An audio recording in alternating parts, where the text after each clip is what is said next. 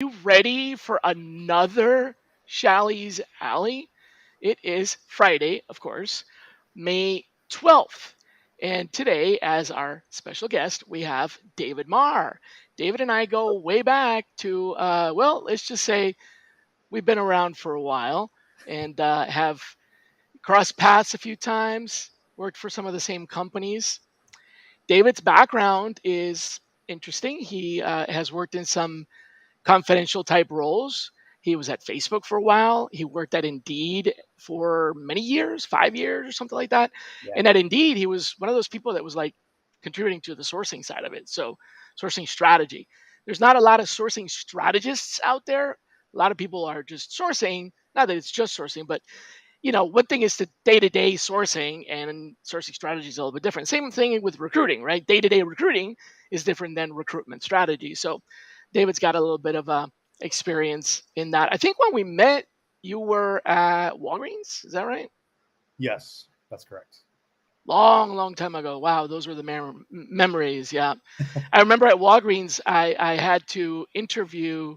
Well, I didn't have to. I wanted to. Part of my consulting engagement was to interview the different stakeholders, like the recruiters and Yeah. the hiring managers, to try to identify where there might be some gaps in the recruiting process. And one of the questions that I asked all of the recruiters was, who's got the best sourcing chops? And everybody pointed to David Marr, except for David Marr. David pointed to somebody else, and I thought that's pretty cool. So definitely, tell us a little bit about what sourcing strategy means, as opposed to the job of day-to-day sourcing. Sure. So I think sourcing is very robust. There's a lot of different ways it can be leveraged. Yep. But when I think of sourcing strategy, I think of the research and the different potential sourcing approaches, the strategies that you can try to source for different skill sets. So in some cases, you'll do initial research and identify, a conference that the people that you're recruiting for, sourcing for, congregate at. So that might be a strategy. You may find a forum that they talk shop on. That might be another strategy that you basically develop over time. And then as you come up with an X number of strategies, you basically execute them all. And then you measure the results of those. And then kind of basically create a knowledge base that when future roles on that team come about, you and or your sourcing team and or recruiting partners have a knowledge base that basically grows over time. So it's basically building that knowledge base from a foundational level and then adding Mhm. to it and continuing to grow it, so that way it adds more value and you're not starting from scratch. Yep. Um, that could include like things that you find like job boards, looking at where your most recent hires came from, where people that have left your company that work in those roles, where did they go to?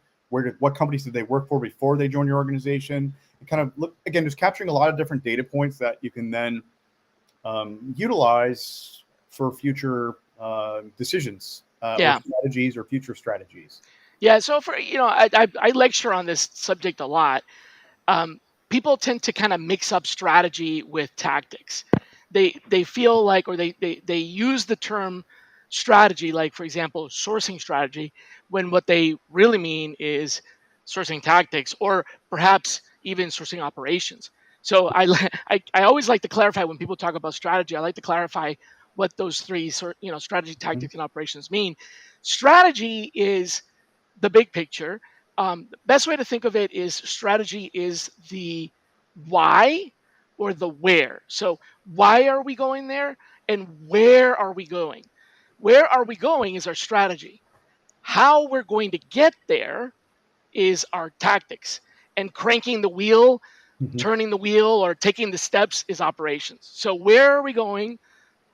Where are we going to source? What you just described. Where do we source these candidates? Where do we go to source these candidates? How do we source these candidates is the tactics. And that's what you're saying is the strategy informs the tactics. You put together a knowledge base or a spreadsheet or a cheat sheet or whatever. Those are Repository. the tactics, the playbook, the guidebook, Yeah. that's the plan. That's what people call the sourcing strategy is actually a sourcing plan, right? And then the operations is step by step going through all of that. And so, Yeah.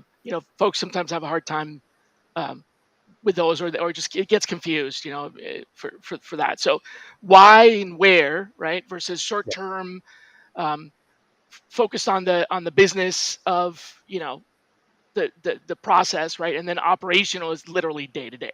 Yeah. Agreed. Cool, Yeah. cool, cool.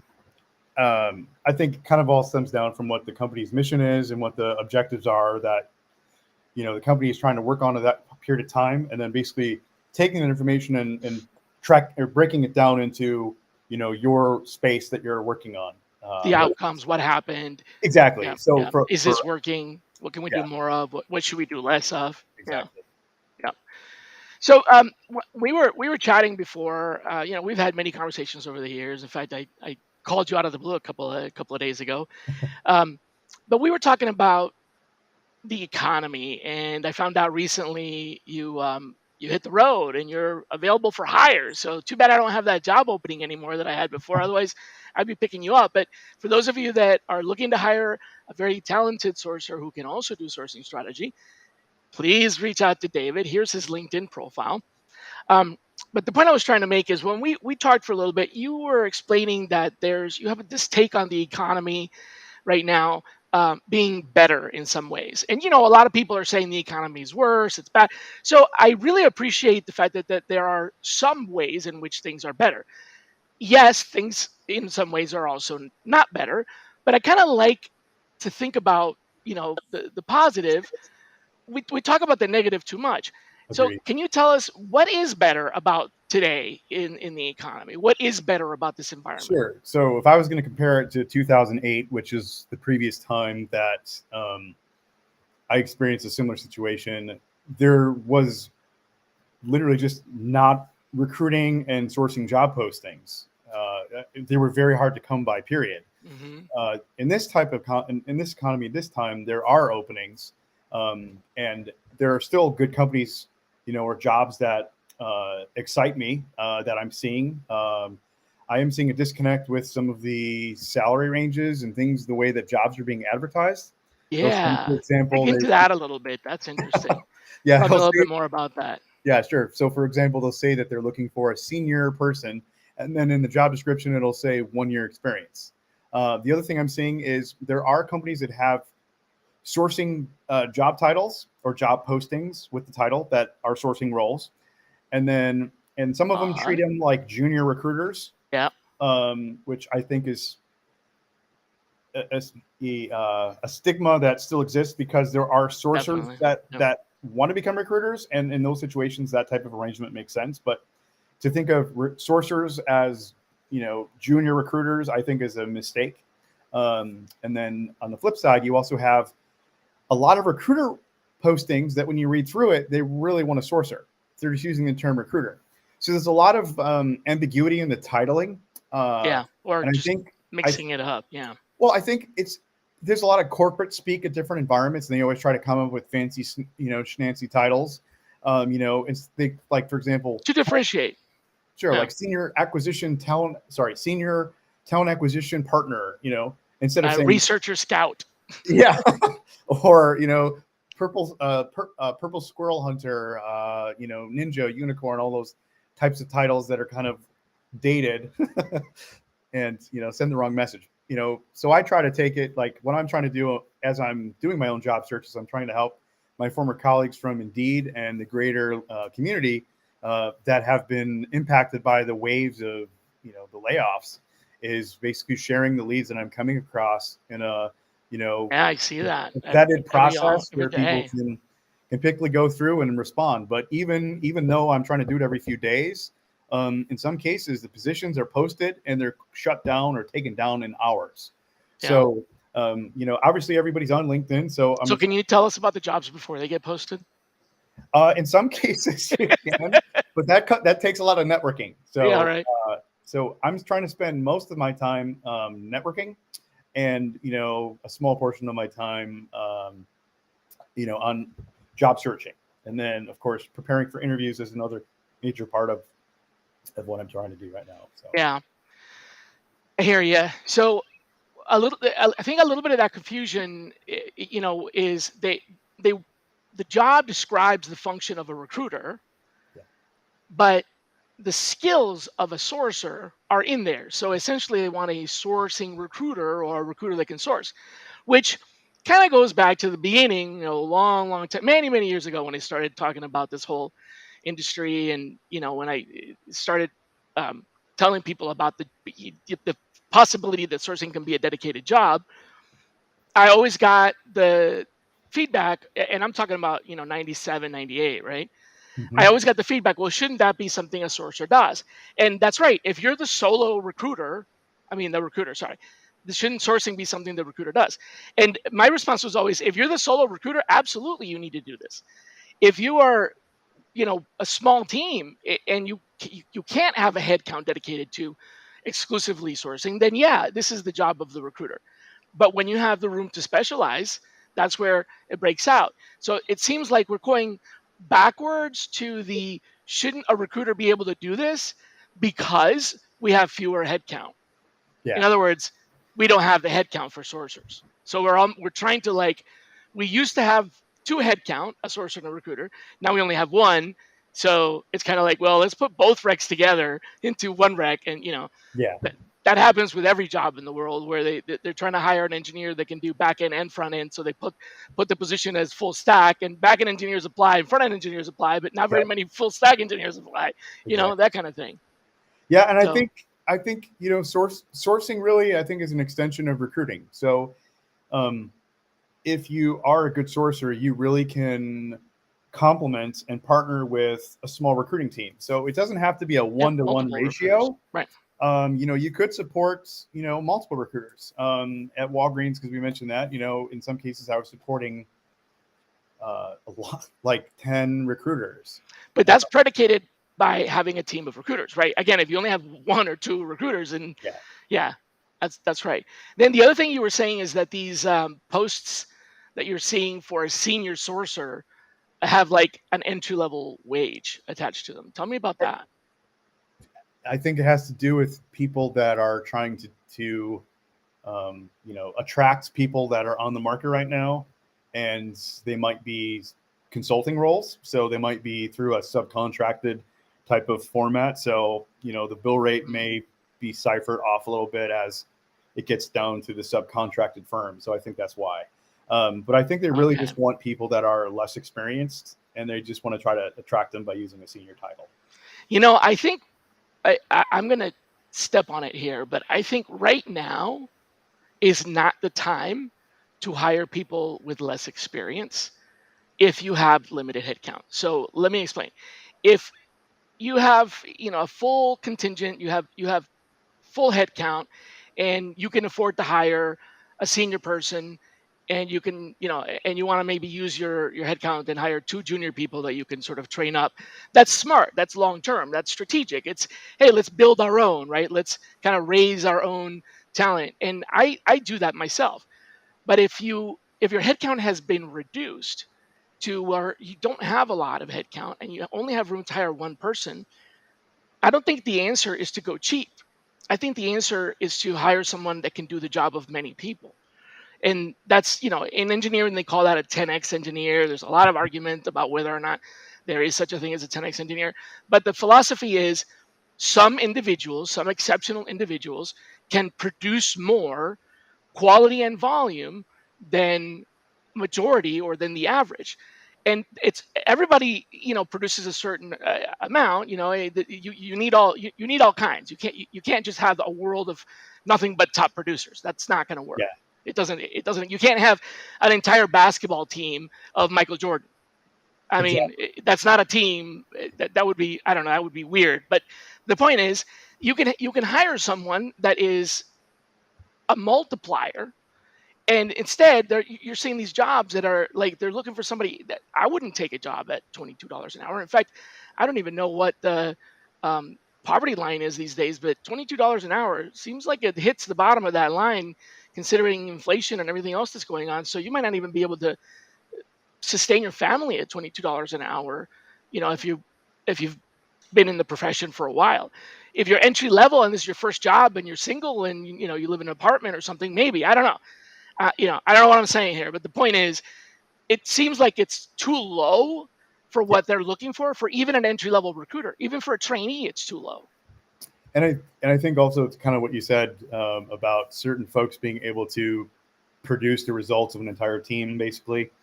I think if you hire someone that's experienced and that has those abilities, you even if you have a small team, they will, amplify your existing The team entire team. x-fold. Yep. Um, because if they're supporting, 10 recruiters, we'll just say, like I mentioned previously, and they're covering all of their openings, the sourcer can partner with each individual recruiter in the ways that they need, whether it's building a pipeline for a specific skill set or, sourcing candidates for a particular niche role that takes longer to fill, or doing name generation or Hmm. talent mapping of a competitor for a different role.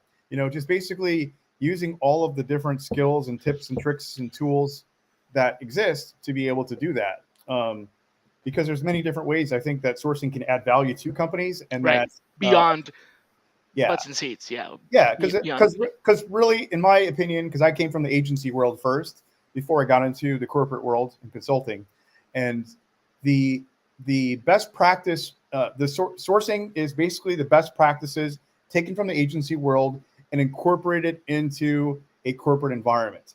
Um, and it's breaking down the workflows and functions down into basically just like there's the software development lifecycle, there's a recruiting life cycle. And the biggest part that takes the most time is sourcing.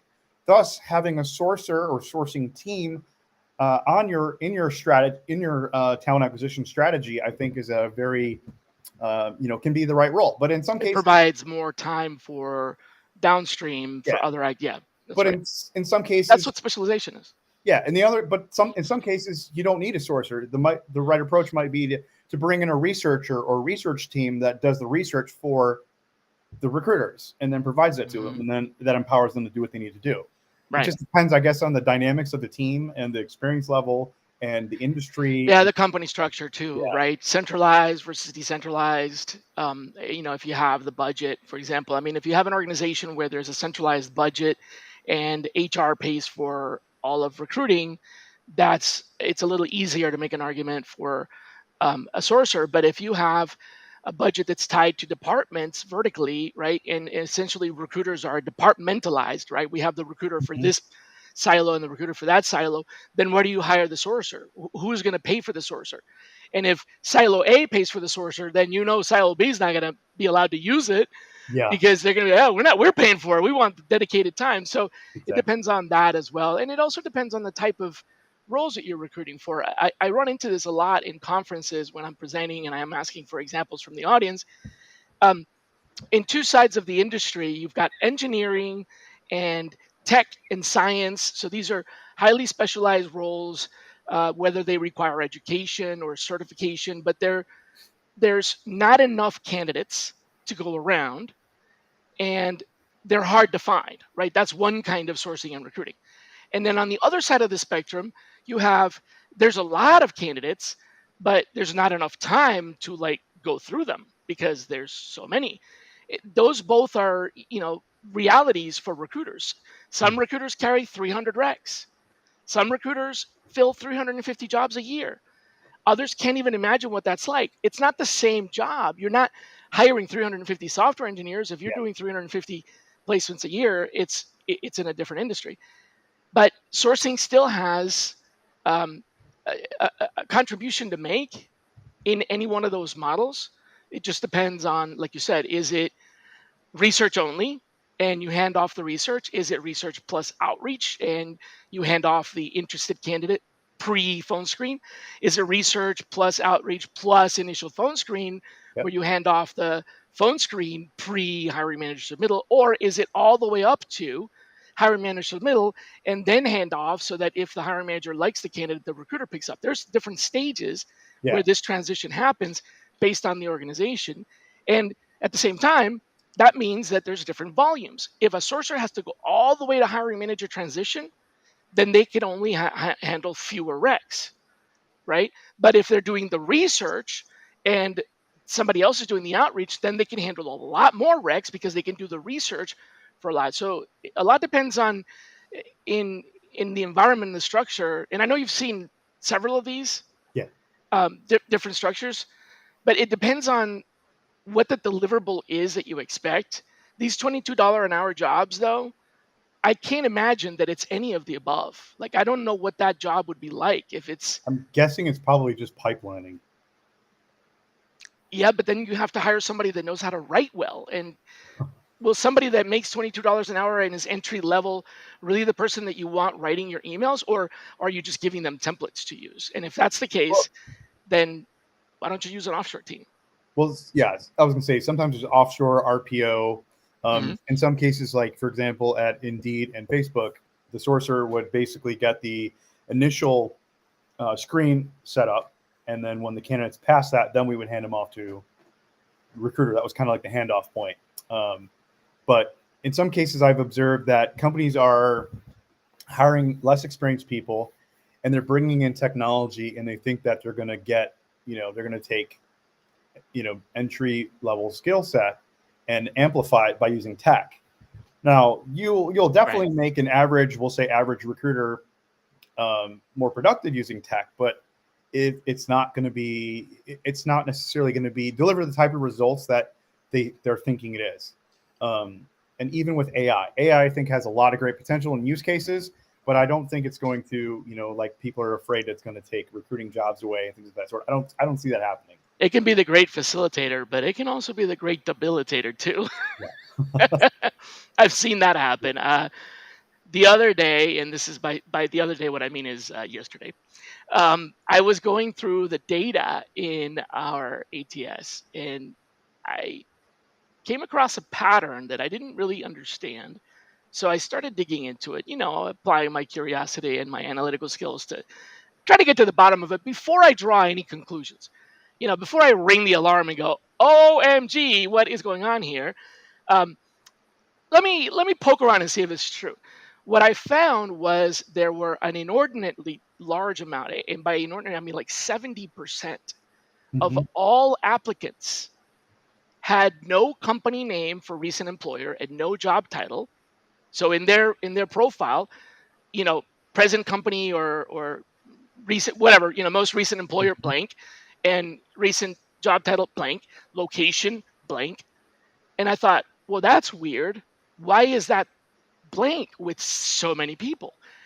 Then I started looking at where they were coming from. Well, they were all easy apply by LinkedIn. They were LinkedIn easy apply. And so I went to LinkedIn and I tried to do an easy apply. And I realized that LinkedIn is not passing my current company and my current title and my current location to the ATS.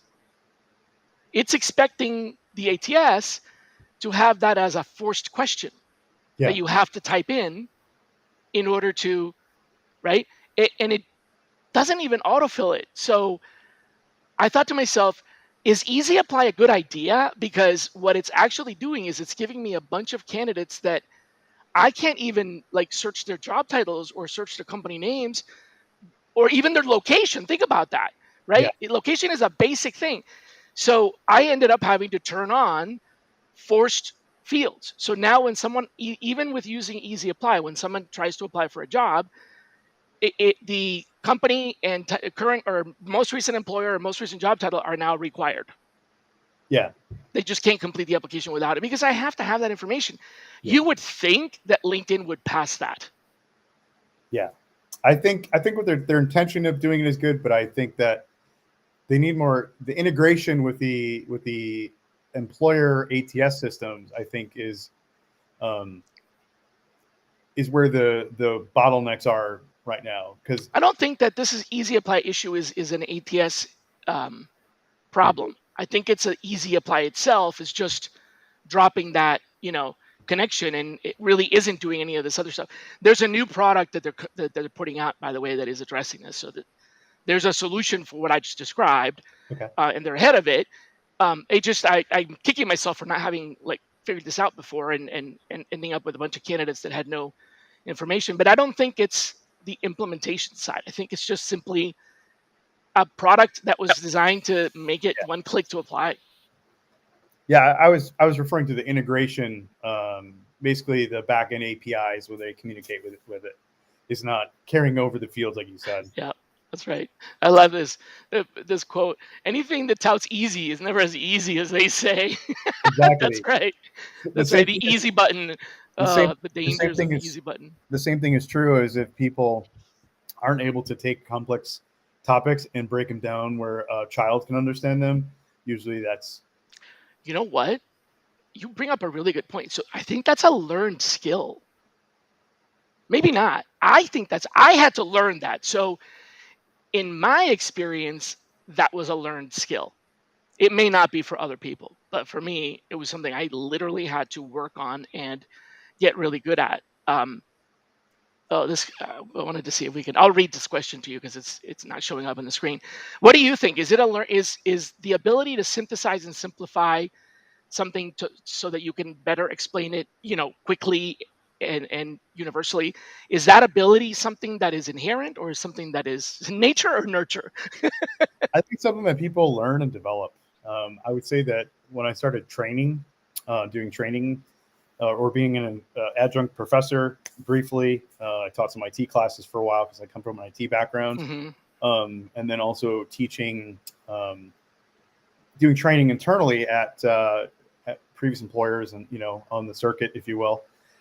It forces you to really learn the material and take those complex topics and translate them down. Oh, So that's a good point. that's where By I teaching it, or by yeah, through the act of having to teach it, you are synthesizing it again in your own head, yeah and that's practicing the ability. Okay, yeah, I get that. So I guess for those of you out there that are struggling with communicating ideas in a succinct and easy to understand manner, try to teach a class about it, and that'll help you. I think that's what David just said. basically yeah. Try to teach a class, and that'll teach you how to synthesize. I That's love that. It's a really good. That's a huge takeaway. Like gold star for that, man, for sure. All right, so this question is two part, and actually it was a little bit too long to fit on the caption here. So somebody from one of our listeners from LinkedIn is saying jobs that have so many applicants that the reviewers are more likely looking for a way to reject people. How would people stand out better? So in other words, I think the situation is I see this often where the job is posted and overnight there's 2,000 applicants, mhm. and obviously that's just too much. So I think the question is around that. How might people in TA better stand out? So you're applying for a sorcerer job that Mhm. is open for 24 hours, and in that Yeah. 24 hours there's 2,000 applicants. You know that you're not gonna. I mean, there's no way nobody can look at 2,000 resumes in 24 hours. So the question is, what would you do to stand out amongst those 2,000 applicants? I think the best approach is to focus on right now. Five. Normally, what we say the 10-second glance you have. I would say right now you have a 5-second glance for people that are actually eyeballing your resume. Right, right, So right, right. I believe in this type of economy, the best resume format to use is a one pager. The reason I'm saying that is it forces you to use the real estate wisely and showcase your knowledge base, skill sets, but ultimately your accomplishments and successes. That ultimately is the reason why the interviewer or reviewer wants to interview you. Okay, so very briefly and very clearly at the top of the resume, say, "I did this," and Yeah, then read below about the details. like pull from like have a section on there that talks about like select accomplishments that clearly articulate relevant Right, experiences and accomplishments you've right. had Like that translate placed to the job. 30 engineers in 1 year. Yeah. It's 30, right? And then like, okay, now read below. So I see that's good advice. I like that. And then the other thing is to have like a core competencies area because um, having gone through the resume exercise again after not doing it for 5 years, um, there's things that you realize that you're doing and that you're really good at and that are important, and you kind of just list them out. Like I have resumes that I'll never send anywhere just so I can recall the information at a future date that I then use those examples. I also recommend that people make a list of your accomplishments and keep that in a list as well. That way, and do it while you're working, right? So, because it's going to be Oh, easier for like you to keep a little remember at a future achievements date. notepad. Yeah, like I keep a notepad basically of my. It's like a running Your, log, and your I just wins.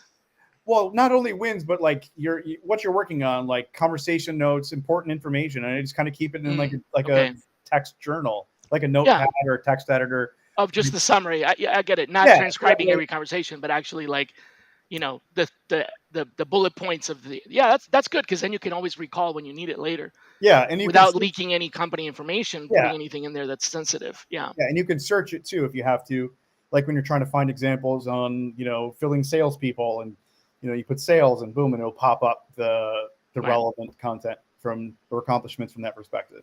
I'll Uh, piggyback on that and I'll say the one thing that I always advise people, especially sourcers and recruiters, to stand out in the mire of applicants, is listen. You're a recruiter.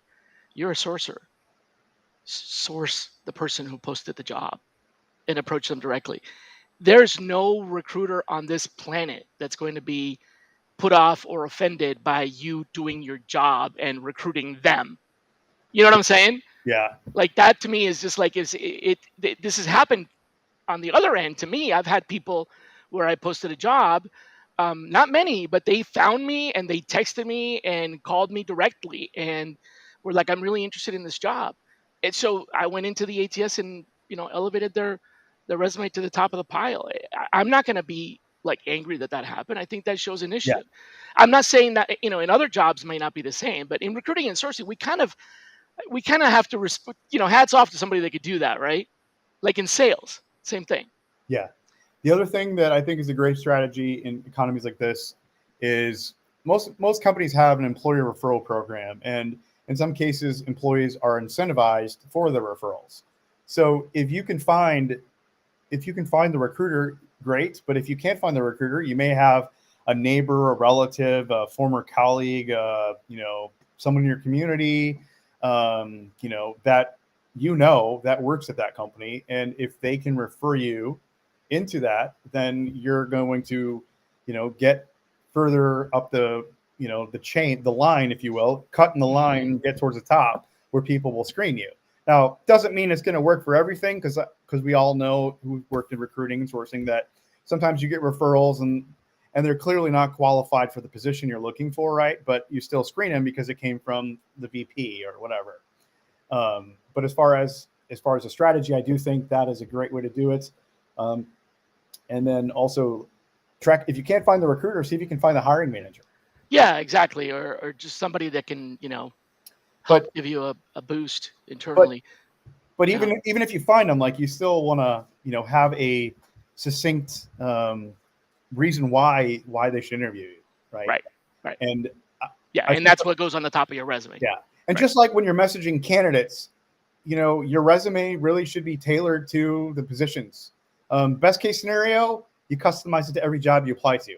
I personally Or just rather have a apply, resume for a recruiting job, a resume for a yeah, sourcing job, a resume for, yeah, management yeah, job.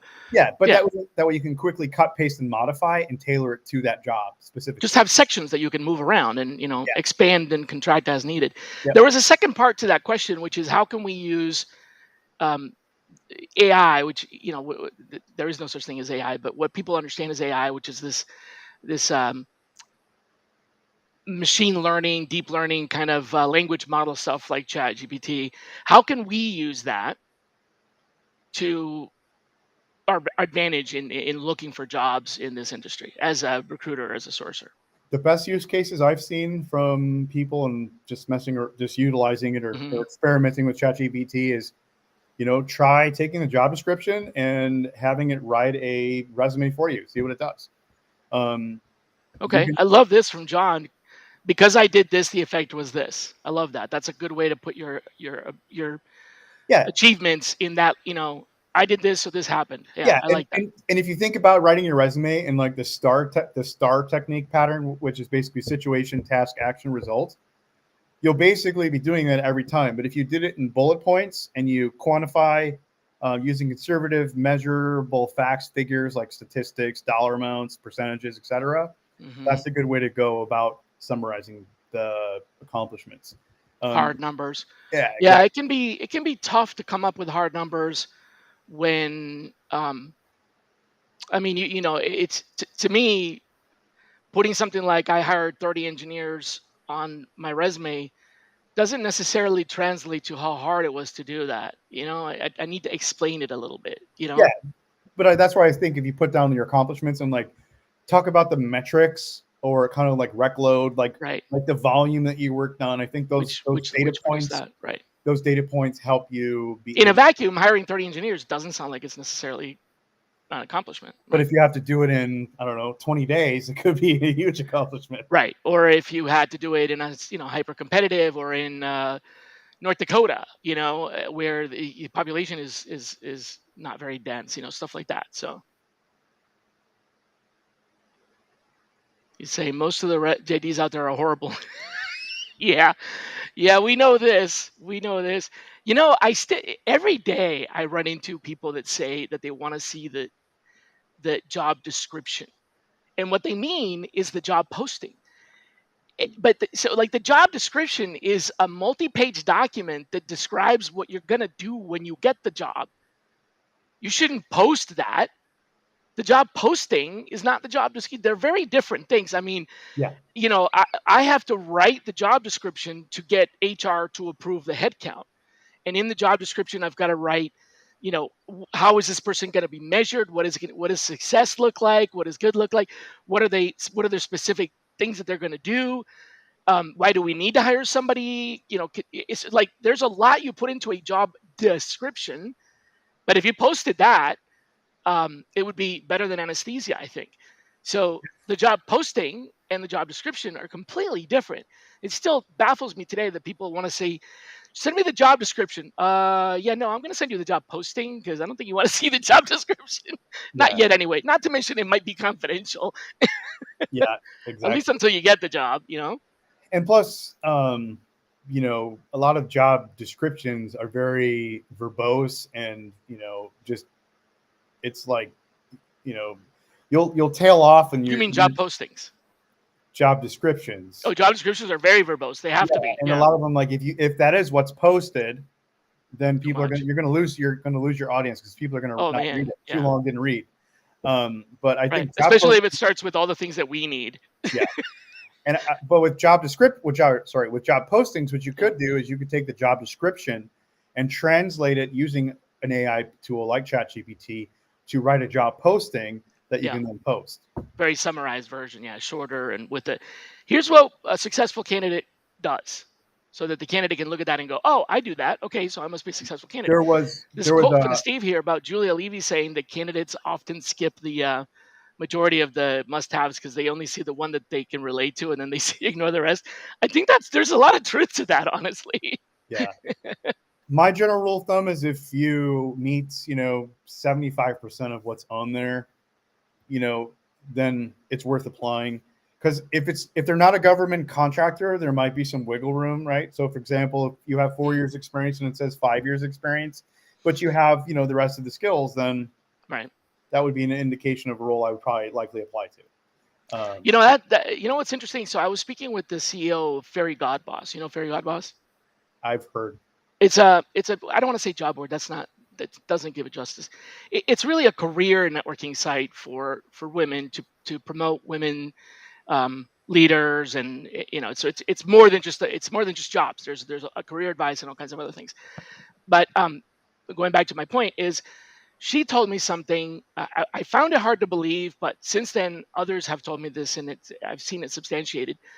She said, according to them in the surveys that they've conducted, women generally apply for jobs if they meet all the requirements, not just 75%. But what you just said, apply if you meet even 75%, is correct. You should apply even if you meet 75%. But women technically don't. They prefer to have all of it, whereas men sometimes apply even if they don't even have 50%. So it's like this very big yeah, discrepancy that yeah, might explain why there's a gender gap in applications, because more men boldly apply when they only meet half of the requirements, and fewer women incorrectly don't apply when they meet 75% of the requirements or even 90% of the requirements. So, advice to females out there, take David's advice. If you meet at least 75% of it, you should take the chance, because there's wiggle room there. and the reason I'm saying to do that also is because what's the 25% or whatever percentages that you may not have, that could be your growth areas.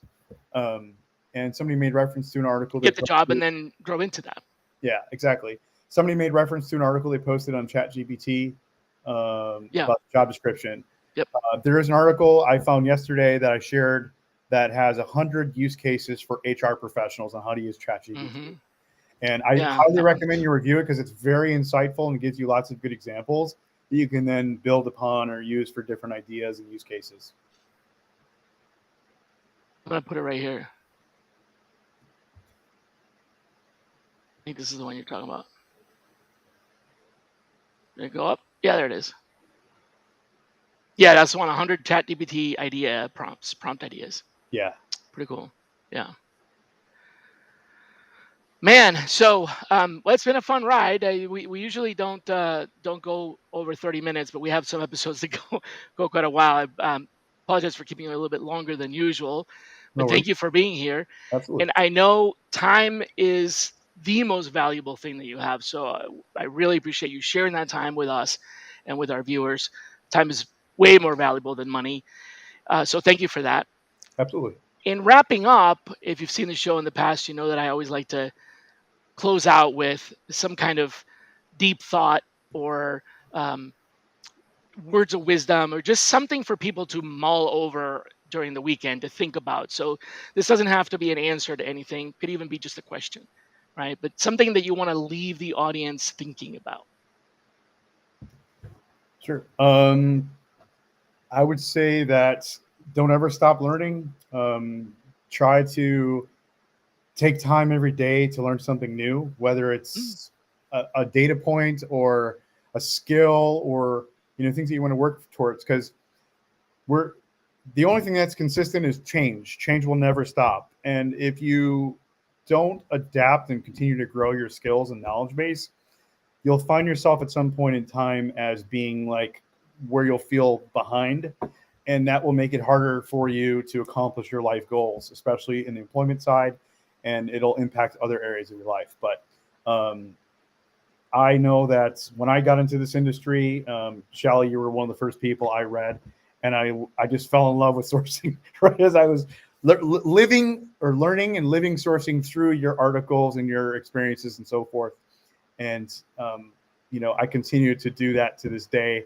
I'm constantly in webinars, on webinars, giving webinars and sharing knowledge. And it's the beauty of the sourcing recruiting community is it's kind of like a hive mind. And I've learned a lot, so much from so many other people um, in our industry that now I'm at the point where and through conversations and getting to know you and other folks that have been regulars on the training circuit, kind of like stepping up, and now I'm actually trying to identify people that have the potential to mhm. help them as well, Yep. because it seems like there's the same people over and over in some cases. So I'm trying to identify people that Yeah. may not think Fresh, young about it, faces. Yeah. Not or not young only necessarily, fresh but faces, but to yeah.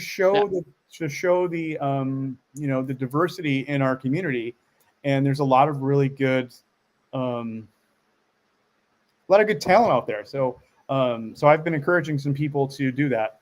Yeah. And the other thing I wanted to mention, which I see you have it advertised there, is the Sourcing Institute. If anybody is looking to get into sourcing or recruiting and wants to upskill their abilities, the Sourcing Institute has a phenomenal program that you can go through. I haven't gone through it, but I've seen the curriculum because I'm trying to help. Seen the outcome of it. Yeah, Hired some of them, I think. Yeah. yeah, and I'm trying to see and I've seen the curriculum, so definitely something I would encourage you to take a look at. Thanks, man. Once again, thank you for your time. Everybody out there, have a fantastic weekend and be kind to each other. Take Bye. care.